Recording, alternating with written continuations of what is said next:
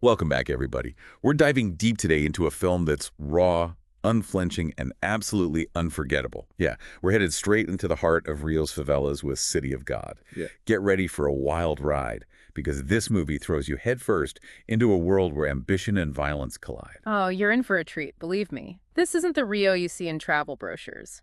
City of God hits you from the get-go with that incredible opening chase scene.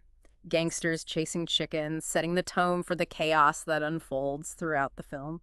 Yeah, and speaking of chaos, the way this story jumps around in time, from the 60s to the 70s and back again, it's almost like piecing together a puzzle, wouldn't you say? It's masterfully done. It's like we're getting these fragmented glimpses into different lives at different moments in time. It weaves this intricate web of interconnected events and characters, which really keeps you on the edge of your seat. It definitely keeps you guessing. And then there are those characters. Let's start with the Tender Trio, for instance. Small-time crooks who kind of set the stage for everything that comes after. It's like watching a twisted origin story.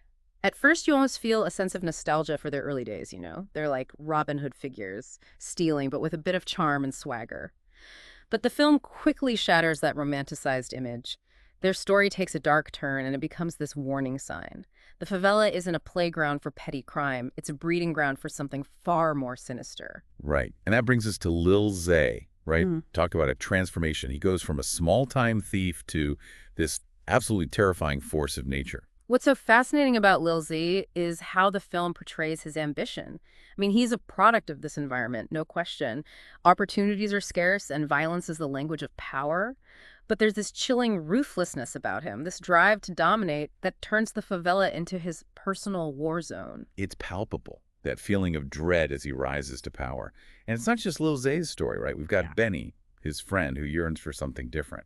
He represents that flicker of hope, that longing for a life outside the favela's grip. Benny's story is heartbreaking, honestly. Just when it seems like he's on the verge of escaping, of finding peace and love, fate intervenes. It's a gut-punch reminder that breaking free from the cycle of violence is an incredible struggle. And throughout all of this, we have Rocket, our narrator, our guide through this labyrinth of stories. But he's not just passively observing, he's actively documenting it all through his photography. What do you think about Rocket's role in the film? Well, Rocket is crucial because he gives us that outsider's perspective. He's part of the favela, but he's also yearning for something more. And his camera becomes his shield, in a way to process the madness he's witnessing. Like he's trying to find beauty amidst the despair. And speaking of witnessing, the film doesn't shy away from showing the brutal realities of favela life. Especially when that war erupts between Lil Z and Knockout Ned. You have this bus driver seeking revenge. It's like a classic revenge tale gone terribly wrong. It's a testament to the film's complexity, really. You see Knockout Ned's pain, his desire for revenge. You almost root for him at first. But that cycle of violence sucks him in, distorts his intentions. He becomes a mirror image of Lil Zay in a way. And the fact that the children get caught in the crossfire makes it even more distorting. The way the runts emerge at the end is chilling. It's like this never-ending cycle with no escape in sight. Oh, the runts are haunting, absolutely haunting. These kids, shaped by the violence they've witnessed, they're ready to step right into Lil Z's shoes.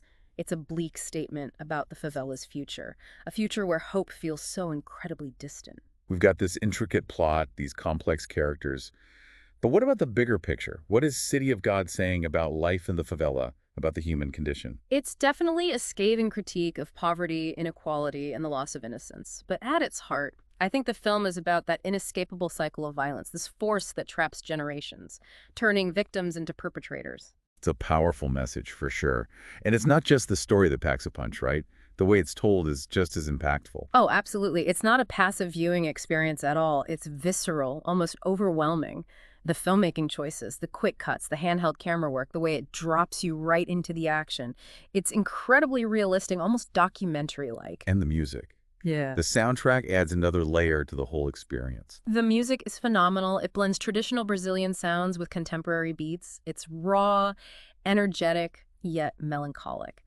It underscores the film's overall mood so perfectly. Yeah, it's like a cinematic symphony of chaos and beauty. I think that sums it up perfectly. It's raw, it's gritty, it's unflinching, but it's also strangely beautiful. A film that stays with you long after the credits roll. Yeah, it really gets under your skin. Speaking of impactful, we have to talk about the characters. Let's start with Rocket, our window into this world. But he's also trying to rise above it. What do you think it is that drives him? That's what makes him so compelling, right? At first, he seems passive, just observing, documenting, almost like an anthropologist in his own community.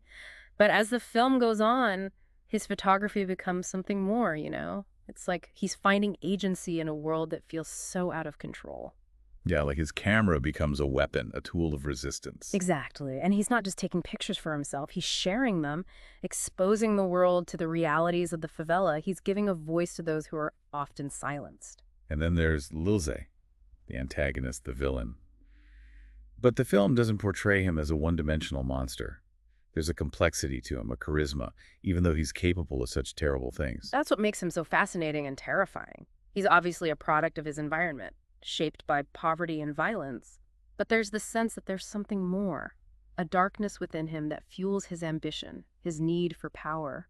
It's chilling to watch it unfold. It's like a classic Shakespearean tragedy, this rise and fall of a king, except his kingdom is built on fear and brutality.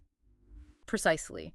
He achieves this twisted kind of success, becoming the ruler of this chaotic world. But it's a hollow victory, built on blood and suffering, and it ultimately consumes him, a cautionary tale about unchecked ambition and the corrosive nature of power. Then we have Benny, the tragic figure who represents hope. The possibility of escaping the favela's grasp. His death is such a turning point in the film. It's devastating, for sure. Not just because it's so sudden and brutal, but because it shatters that illusion of hope. Benny represents a path not taken, a life that could have been, and his death really underscores the film's message about the difficulty of escaping that cycle of violence. Yeah, it's like the favela itself is a character, this inescapable force that claims its victims no matter how hard they try to run. That's a really insightful observation. The favela does become almost a living entity in the film, a force of nature that both nurtures and destroys its inhabitants. It has its own rules, its own rhythm, its own brutal logic. And then there's Knockout Ned, driven by revenge, wanting to right a wrong. But his path is also paved with violence and despair. His transformation is a cautionary tale about the seductive nature of vengeance. He begins with a noble goal, wanting to avenge his family, to bring Lilze to justice. But the violence, that need for retribution, it consumes him, twists him into a reflection of the very evil he's trained to fight. Yeah, it's tragic. You can see those glimmers of the good man he could be. But he gets caught in the cycle, becoming another pawn in the favela's game. And that's the genius of the film, really. It doesn't offer any easy answers or simple solutions. It just shows us the complexities of these characters, the forces that shape them, the choices they make, the consequences they face. It asks us to confront some uncomfortable truths about human nature and the cyclical nature of violence. Okay, so we've talked about the characters, the plot, the themes, but we can't ignore the filmmaking itself. City of God is visually stunning. The soundtrack is incredible. Oh, absolutely. Fernando Meirelles, the director, he's masterful. He uses every cinematic tool to create this visceral, immersive experience. The quick cuts, the handheld camera work, the vibrant colors. It's like you're right there in the heart of the favela, experiencing the chaos and energy firsthand. Yeah, and it feels so real, almost like a documentary at times. And that soundtrack, oh my gosh, it's a character in itself. The music is phenomenal. It blends traditional Brazilian music, samba, funk, hip-hop, creating this electrifying but also melancholic atmosphere. It captures the film's spirit so perfectly, that blend of vibrant life and underlying despair. It's like a symphony of sound and images. This chaotic but beautifully orchestrated portrait of life in the favela. You feel it, you hear it, you almost smell it, you taste it. It's an unforgettable sensory experience. And it's not just entertainment. City of God forces you to confront uncomfortable truths about poverty, about inequality, about the human condition. It's a film that stays with you. It makes you question the world around you, your place in it. And that, I think, is the mark of truly great cinema. It's not just about telling a story. It's about sparking conversations, challenging perspectives, and leaving you with more questions than answers. Yeah, it really makes you think about things, that's for sure. And speaking of thought-provoking, I wanted to go back to something we mentioned earlier, the symbolism in City of God. It's like the film is using this visual language, these metaphors, to add layers of meaning to the story. Oh, definitely. It's a film that rewards close attention, that's for sure.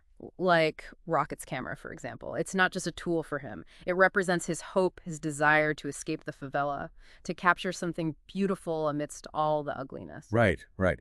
And it's interesting how Lil Z, on the other hand, is obsessed with being photographed. Yep. He wants to control his image to project this almost godlike persona. Exactly. It's all about power and image for him. He craves recognition, even if it's rooted in fear. It's a reflection of that society he comes from, where violence is often the only path to notoriety. And it's fascinating how the film blurs the lines between good and evil. You find yourself almost sympathizing with Lil Zay at times, even though he does these horrific things. Absolutely. And then you have Knockout Ned, starting off as the sympathetic figure seeking revenge, but ultimately becoming consumed by that same cycle of violence he's trying to escape.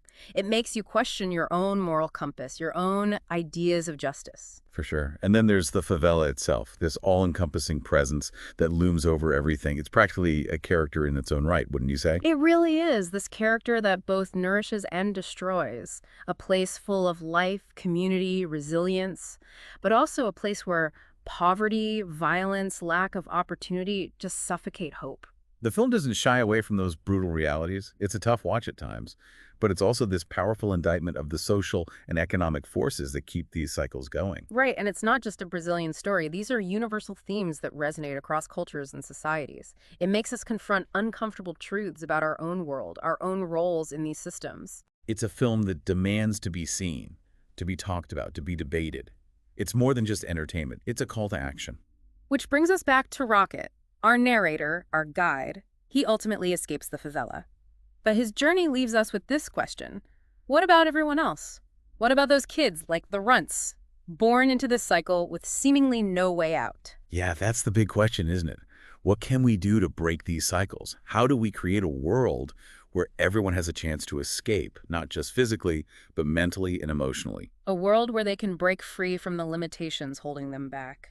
It's a question that goes beyond the film itself, but it's a question we all need to be asking ourselves. Well, I think we've covered a lot of ground today. We've explored the characters, the themes, the filmmaking, the social impact of City of God.